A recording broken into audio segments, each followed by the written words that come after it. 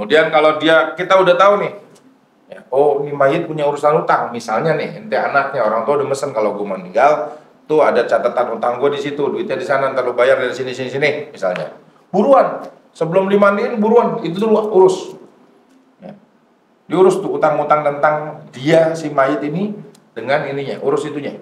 Ya. Bagi tugas deh tuh. Yang satu misalkan anaknya yang ngurusin datang ke apa namanya kalau di sini pegawai itunya, yang ngurusin mayit apa namanya sini?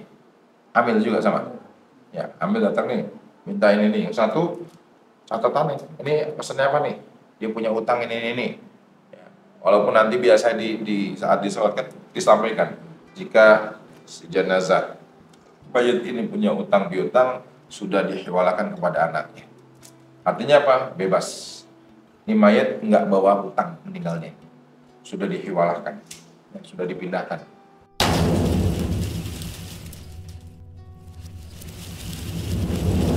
Nah, sebelum kita memasuki Kitabul Janaiz, ya, biasanya ada orang yang meninggal nggak ketahuan, ya, di rumah sakit tiba-tiba dikasih tahu udah meninggal, nggak ada yang nemenin misalnya, atau ada orang yang meninggal kita di sampingnya, kalau bahasa kita lagi nazak, ya, datangin semua anak cucunya, suruh datang minta ridhonya, minta ikhlasnya, biasa kan gitu ya. Nah, ketika dalam orang itu dalam keadaan hadratul maut, artinya mau mati, detik-detik mau meninggal, ya, adabnya adalah dia dimiringkan. Kalau bisa nih, udah masuk gitu-gitunya, baliknya nggak ada kemana, kan nggak mungkin juga, ya. Tapi ya dimiringkan ila jambil aiman, ke kanan ngadep kiblat. Ya, ini kalau bisa. Ya, kenapa? Teorinya tadi bisa dipraktekkan nggak? Kalau rumahnya emang gede, yang udah paham, buru-buru nih, diputar. Ini udah rumah segitu-gitunya, balik juga nggak mungkin dibongkar dulu, dia lagi nazak, ya, gitu.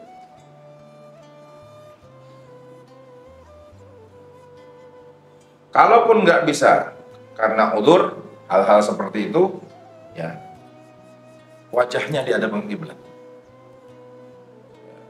Kalau posisi tiba-tiba bisa kiblat ke sana, kepalanya di sini, bingung juga kan? Nggak semudah itu gitu. Ya, udah ngapain begini nggak mungkin begitu. Ya, kalau dalam keadaan seperti itu. Kemudian ayyulak qana syahada birifkin, ditalkin syahadat. Asyhadu an la ilaha illallah wa asyhadu anna Muhammadar. Tapi kudu dilihat, kata Walid itu dulu. Ya, Habib Ali bilang ini, kalau lagi sudah dekat banget dengan jangan kasih syahadat. Ya. Dihembuskan di telinganya Allah, Allah, Allah. Itu aja. Ya. Jangan sampai dia ngucapin la ilaha, dia mati. Nah, itu bahaya nantinya. Ya, nggak ngucapin syahadat jadinya. Ya, kalau masih itu masih kelihatan masih bisa. Oke, habis itu jangan diulang. Biarin dulu. Allah, Allah, Allah, Allah, Allah. Diingetin itu aja. Ya, supaya dia bisa selesai dalam keadaan beriman. Jangan lagi begitu. Ya, kemudian ahli warisnya, kalau bisa bukan ahli warisnya juga, orang lain. Kalau ahli waris nanti kan ya Allah, buru-buru ya kan akhirnya gue dapat. Kalau ahli waris nih, makanya nggak disunahkan kalau lagi itu panggil ustadz atau tetangga, tolong dong ini ahli warisnya jangan ikutan, karena ahli waris ini nanti ada hati yang gak enak. Setan emang pinter, hati mainannya kalau begitu. Ya. Udah bu, ayo deh bu, cepet, nggak apa-apa, udah kita redo semuanya, tenang, kontrakan sebelah sono kita bagi-bagi. Ibunya yang tadinya udah mau merem, melek lagi tuh.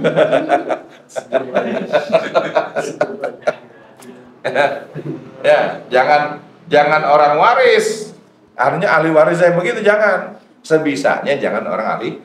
Kenapa? Takutnya, contoh misalnya, ada tetangga yang memang nggak punya, minta tolong, talkinin. Ada ustadz alkinin, Allah, dibimbing. Ya, yang ditakutkan seperti itu. Ya. Kemudian kalau memang dalam keadaan masih itu bacain surat Yasin sama surat Ar-Ra'd. ulang-ulangnya terus surat Yasin, surat Ar-Ra'd, surat Yasin, surat udah kan banyak tuh. Lagi-lagi di ngajiin. Nah, ya. Gimana keadaannya lagi di ngajiin? Kadang di ngajiin juga nggak jadi mati tuh orang. Ada juga yang begitu. Ya, ada yang begitu modelnya.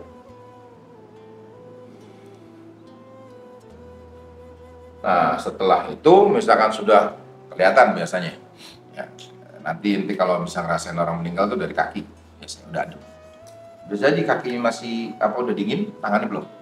Berarti tuh nyawanya lagi setengah di jalan. Ada yang cuma cepat, semua yang tergantung kita. Pilih mau yang mana? Mau yang 4G, 3G, atau 5G? Tergantung amal kita. Udah gitu, disconnect lagi. Ya.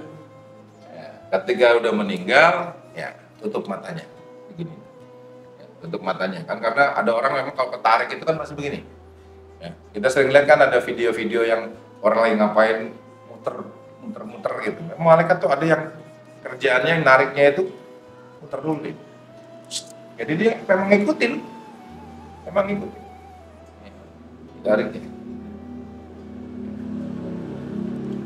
Yang penting kita bisa husnul khotimah. Suatu contohnya adalah husnul khotimah tinggal sholat, tinggal sujud. Ya.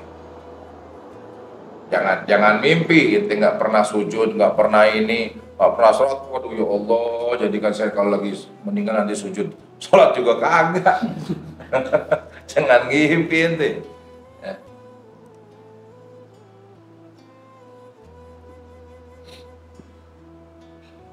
Kemudian syaddu lahyaihi bi asabati aridatin yarbituha fawqa ra'sihi. Diikat ininya. Ya, supaya enggak mangap. Ya, orang kan kalau udah namanya orang habis cabut kan dari mulut nariknya. Nah, ini diikat. Taruh di sini. Ikatnya di kepala di sini. Jangan kebalik, ikat di sini sunahnya. Dari sini ikatnya di kepala. Ya, sunahnya begitu. Kemudian sendi-sendinya nih dilemesin. Ada orang yang cepat badannya langsung kaku, udah kaku, ada. Ya, boleh juga pakai minyak, dilemesin sendi-sendinya supaya bisa ditaruh di sini. Ya. Terus perutnya taruhin pemberat, tapi jangan yang nyakiti. Taruh dumbbell yang 10 kilo. Enggak juga, harus sesuatu yang bisa nahan supaya enggak. Karena anginnya masuk. Kalau orang udah nggak bernyawa tuh, semuanya bisa masuk, udah bolong semua. Dalamnya bisa masuk udara. Nanti udah gelembung kalau nggak dijamin. Makanya kan kalau kita lihat ditemukan mayat membusuk, pas perutnya gede-gede. Karena anginnya udah masuk semuanya. Ya, gitu. Kemudian setelah rapi, ya dihadapin tuh. Ya, ngadep kiblat. Diusahakan ngadep kiblat. Ya. Jadi mana nih kiblatnya ke sana, sudah geser kepalanya di sana, ada kiblat. Ya, udah ngadep kiblat, udah rapi, ambil pakaiannya. Pokoknya ketika dia jadi mayat, sudah menjadi mayit, jangan sampai menyakiti. Bajunya susah lepas, gunting. Oke, jangan sampai menyakiti. Jangan, wah susah amat sih dirobotin. Model dari tangannya, nggak boleh. Tetap pelan-pelan, cepot, kayak gitu ya. Gunting, biasa digunting tuh. Baju kalau kaos model gunting aja udah. Ya, gunting bukanya supaya nggak menyakiti si mayit. Subhanallah, semua Islam. Mayit udah jadi mayit aja nggak boleh sakit. Begitu.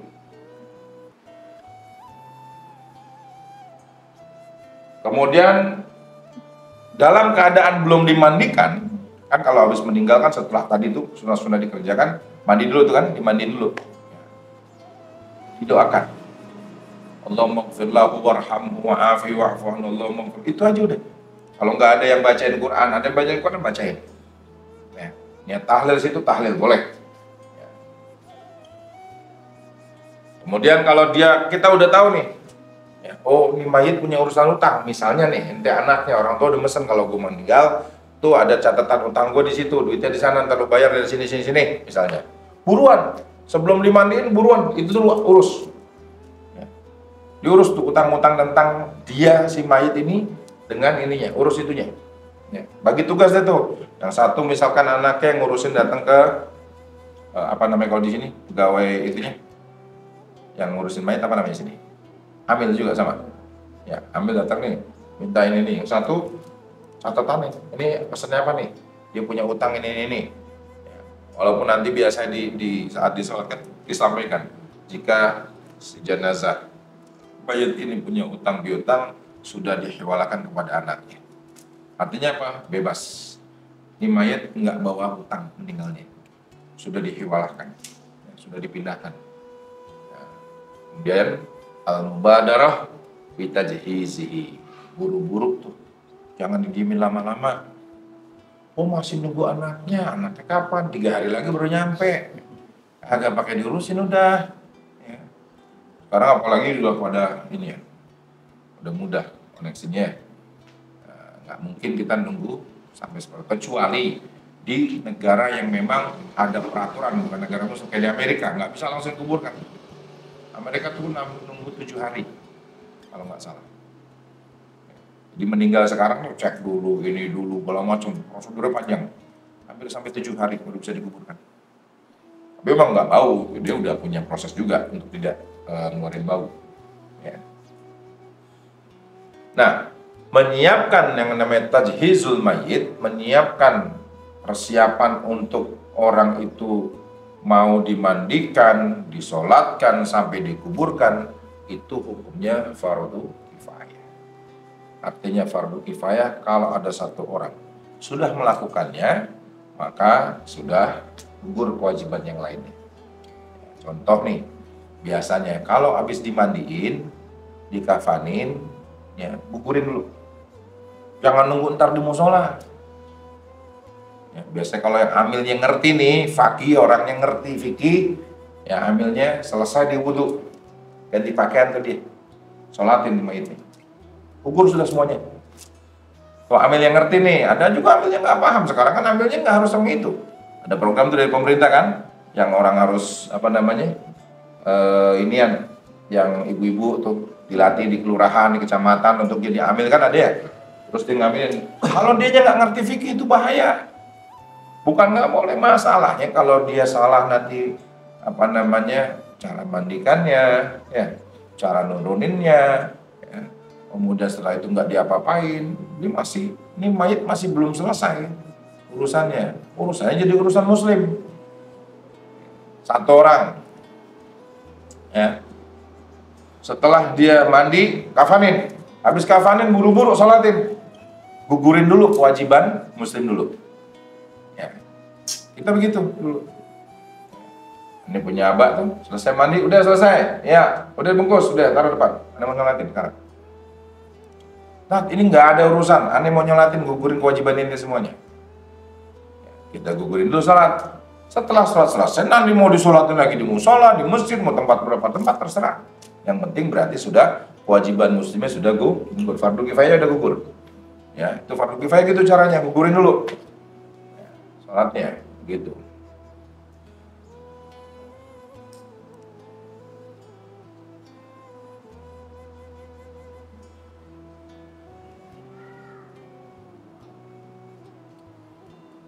Nah,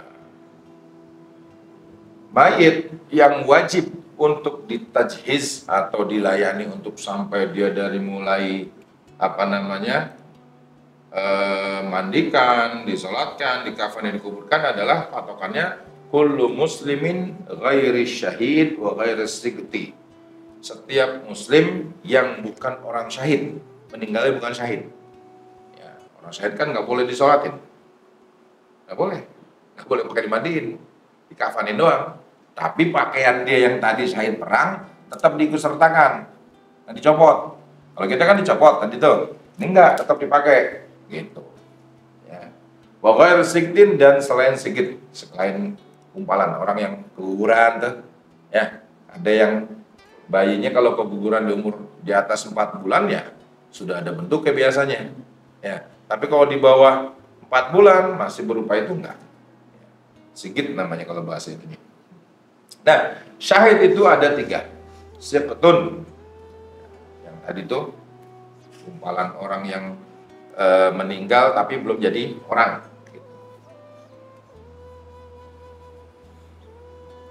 Ada namanya syahidud dunia wa akhirah. Ya. Syahid dunia dan akhirat itu adalah man qutila fi ma'rakatil kuffar wa kanat niyatuhu ala kalimatillah.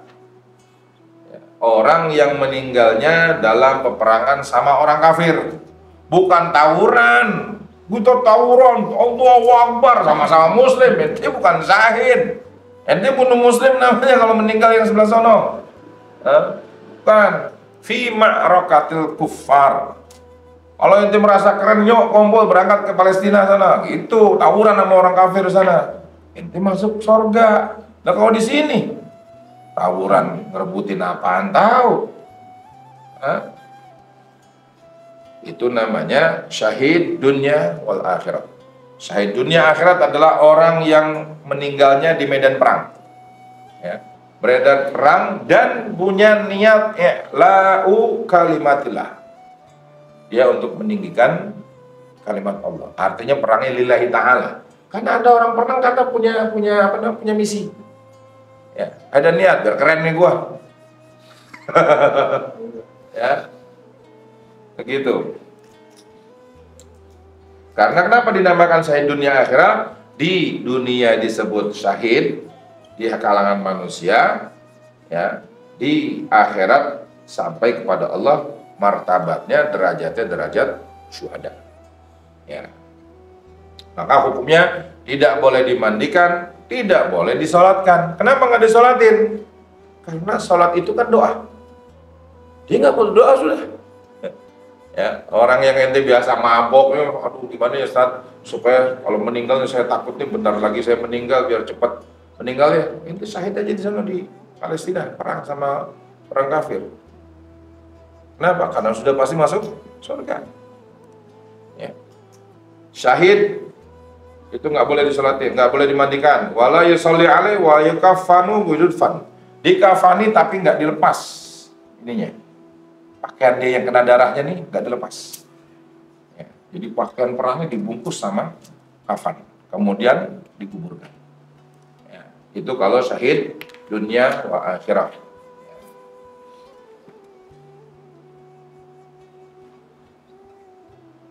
Nanti di yaumul qiyamah tuh darahnya akan tercium baunya, bau wangi misik. Orang-orang syahid.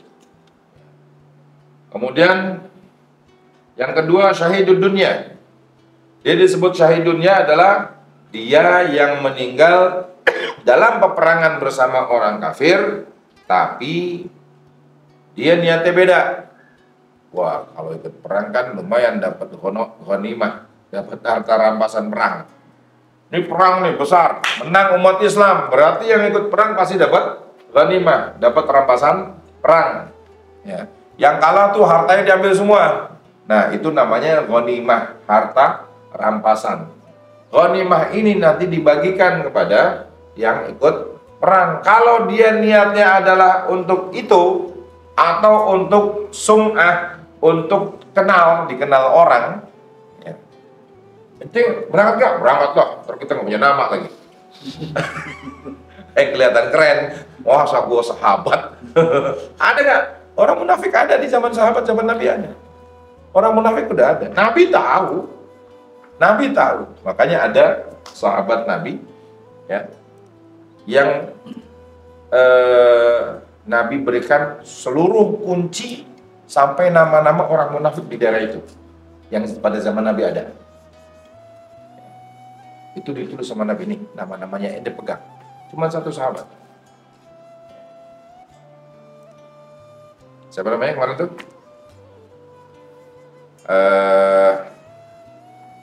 Al-Yamani, Hudzaifah Ibnul Yamani. Satu-satunya sahabat yang diberikan tanda-tanda orang munafik plus. Secara umum Nabi katakan alamatul munafik salasa. Tanda-tanda orang munafik itu ada 3 kata Nabi. Idza hadatsa kadzaba. Kalau dia bicara, dia bohong. Nah, itu tanda munafik tuh. Hati-hati. Ya. Wa idza wa'ada khana. Kalau dia punya janji, dia berkhianat. Wa idza tumina khana. Kalau dikasih aman berkhianat. Itu jadi pejabat, dia berkhianat sama rakyat, munafik tuh tanda-tandanya. Ya. Gitu. Wa idza akhlafa wa idza wa'ada akhlafa. Kalau dia berjanji, dia berbohong, nggak tepat janji. Itu 3 cuma Nabi kasih secara garis besar, 3. Yang lainnya masih banyak. Nah, cuma sahabat Hudzaifah Ibnul Yamani inilah yang dikasih tahu oleh Nabi. Hingga apa? Sayyidina Umar takut kalau dirinya masuk catatan itu. Hudzaifah dipepet aja. Kalau bahasa kita, Pak, siapa kabar gua? Ada nggak nama gua? Kagak enak aku kan nggak boleh. Udah beneran, ada nggak gua? Udah gak usah. Terus dipepet. Sampai akhirnya Hudzaifah, ada nama lu dah. Ya, nggak ada nama lu dah, tenang Mar. Kata Sayyidina Hudzaifah. Kenapa? Karena memang dia catatan satu-satunya yang punya catatan orang-orang munafik di situ. Jadi Nabi bukan nggak tahu. Ya. Nabi kan bergerak sesuai perintah. In huwa illa wahyu yuha. Tidak bicara bohong. Nabi bercanda nggak? Bercanda. Tapi nggak bohong. Nabi bercanda. Ya, Nabi ngobrol sama sahabat-sahabatnya.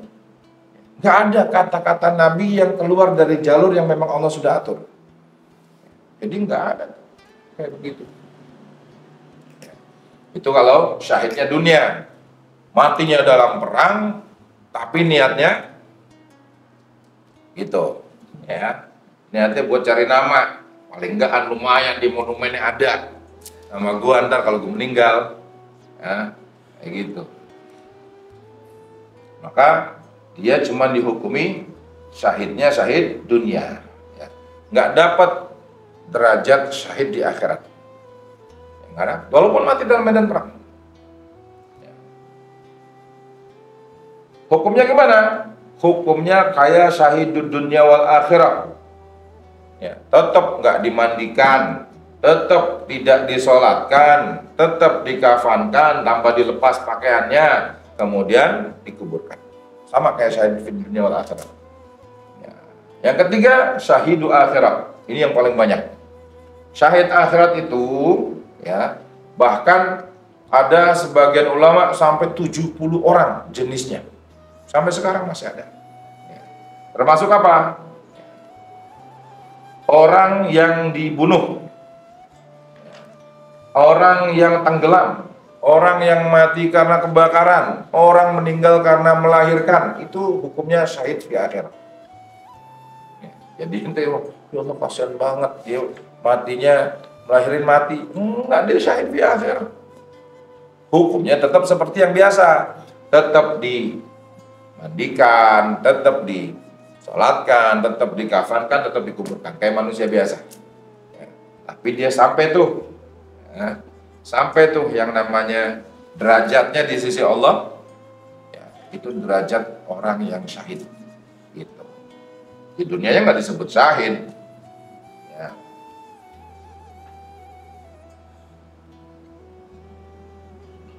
Jadi punya derajat sama kayak orang-orang yang meninggal di medan perang, termasuk orang yang tenggelam, termasuk ente meninggal karena menahan cinta nih, ini yang jomblo-jomblo aneh belak malam ini. Ya, ente demen sama perempuan, ente nggak pernah foto dia, nggak pernah mandang dia, nggak pernah chat dia, nggak pernah ngajak jalan dia, ente tahan rasa cinta ente sama tuh orang karena takut sama Allah. Mati, syahid tuh. Ya. Jomblo bisa mati syahid. Namanya jomblo syahid. Yang punya pacar jangan coba, gua dong berarti ya nggak punya syahid. Orang yang nggak bisa nahan nafsu. Hah? Ya, paham nggak? Yang punya pacar nggak bisa. Aku punya pacar nggak bisa. Khusus jomblo ini. Ya, kalau cinta sama orang, kita nggak perempuan, ya Allah cantik banget, ya Allah dia kayak buat bini gue, ya Allah. Tapi ente nggak pernah untuk menjalankan misi maksiat sampai ke dia, sampai ngechat namanya siapa neng, kenalan dong, janjian dong besok kita makan cilok di BKT. Ya. Kalau ente sampai nahan itu sampai akhirnya meninggal, urusan masalah dia dikatain orang mah nggak ada urusan. Ya. Wah, dasar perawan tua, dasar perjaka tua, lu nggak laku-laku misalnya nih. Ya. Ente diem aja. Ya. Karena apa? Nahan diri untuk tidak bermaksiat kepada Allah. Ketika meninggal, martabatnya seperti martabatnya syuhada di akhirat nanti. Ntar di akhirat, sorry kemarin lu pacaran, gue jomblo. Kalau udah masuk surga, paling miskin orang surga itu bininya 70. Gak apa-apa lu gak poligami di dunia, yang penting nanti di surga bininya 70. Paling miskin, itu paling miskin. Akhirnya, wah aku gak usah nikah nih kalau gini, mau jadi syahid aja. Syahid akhirat.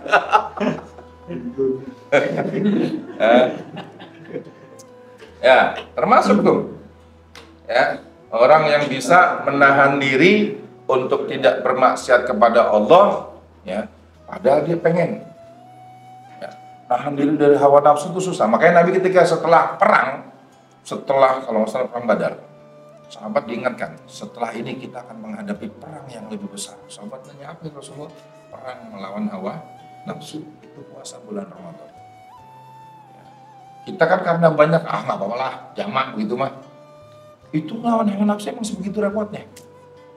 Kagak bedel jamri, seperti orang yang megang bara api, orang yang memegang agamanya itu. Dipegang panas, nggak dipegang lepas.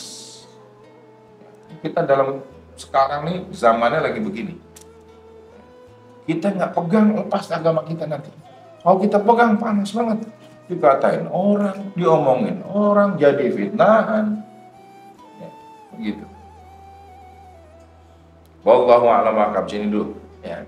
Sampai nanti insya Allah ya masuk pada kitab jenazah, kita sudah membahas satu persatu tentang tajhiznya, tentang pelayanannya, seperti apa yang harus kita layani jika kita menemukan seseorang menjadi mayit. Maka kalau dia muslim, mukmin, selain orang syahid dan juga bukan siktun, bukan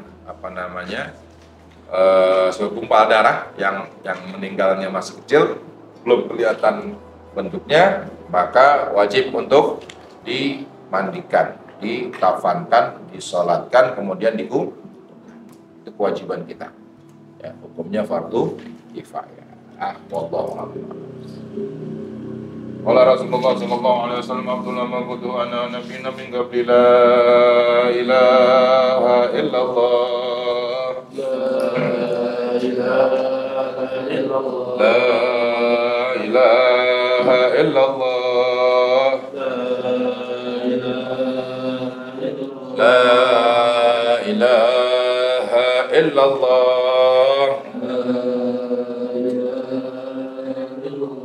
Muhammadur Rasulullah sallallahu alaihi wasallam, kalimatu haqqin 'alaiha nahya wa 'alaiha namut wa 'alaiha nub'atsu insyaallah minal aminin bisri asrarul Fatihah. A'udzu billahi minasyaitonir rajim. Bismillahirrahmanirrahim. Alhamdulillahirabbil alamin. Arrahmanir rahim. Maliki yaumiddin. Iyyaka na'budu wa iyyaka nasta'in.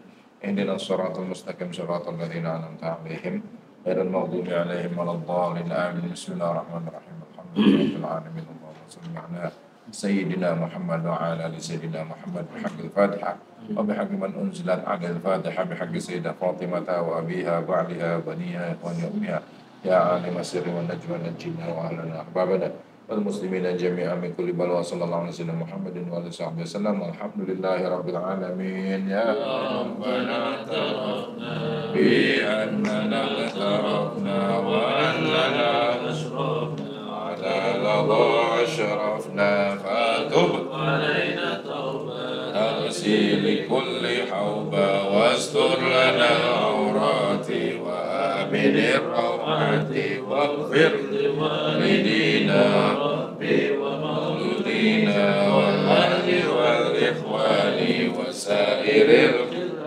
وكل ذي محبة أو جيرة أو صحبة والمسلمين أجمع آمين. ربي أسمى فضلا وجودا منا باكتساب بالمصطفى الرسول نحظى بكل صلى وسلم ربي عليه عدا وآله وصحبه مداد الشسر والحمد لله في البدء والتناهي والحمد لله في البدء والتناهي سبحانك اللهم وبحمدك أشهد أن لا إله إلا أنت أستغفرك وأتوب إليك السلام عليكم ورحمة الله وبركاته